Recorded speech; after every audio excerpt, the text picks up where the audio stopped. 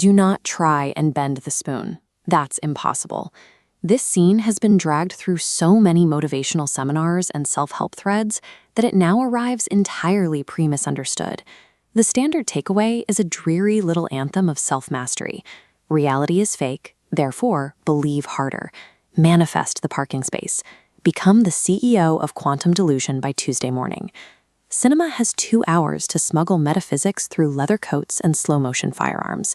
Philosophers like Jean Baudrillard explicitly distanced their work from the version of simulation the Wachowskis made cinematic.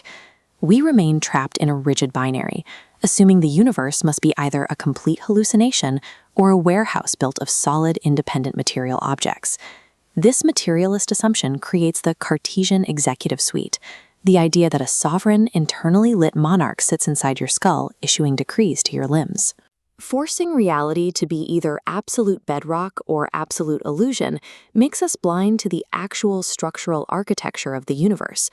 Treating the world as a collection of independent subjects and objects works for ordinary tasks like shopping, driving, or blaming the cat for a broken vase.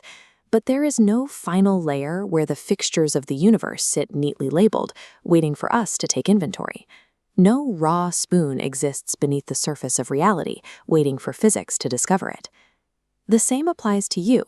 There is no foundational, sovereign self existing outside of your interactions. Instead of a collapse into existential dread, this lack of bedrock forces us to find a more rigorous definition for what we call real.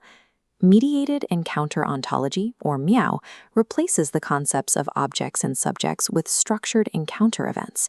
Viewed through this lens, the spoon is a scale-dependent compression, a coherence zone. It holds together because tactile, visual, and functional constraints converge in a single spot. This stabilization creates functional affordances. It resists the hand, stirs tea, and reflects light. This doesn't mean matter is fake. It simply demotes the spoon from a fundamental building block to an active, stabilized event. Human grammar actively hides this chaotic event, wrapping complex physical encounters into convenient, static nouns so our brains can process them.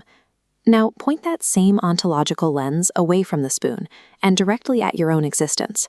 That thick, self-owning core you imagine yourself to be, the monarch in the skull, does not exist. You are not a solid thing that merely has encounters with an environment. These energetic patterns show the self as a recurring stabilization within an encounter. You are a configuration that answers back only when placed under constraint. Identity is an ongoing relational process, inseparable from its environment, rather than a static noun living in a vacuum. When the child says there is no spoon, he isn't suggesting we escape into a hidden, true reality. That's the ancient trap of Platonism. Reality is already organized through mediation, being surprised when the metaphysics catches fire. Shifting to this framework doesn't make the spoon or the self vanish. They do not degrade into holograms or simulations. Dropping the illusion of the solid noun is the only way to understand our inseparable connection to the mediational architecture of the universe.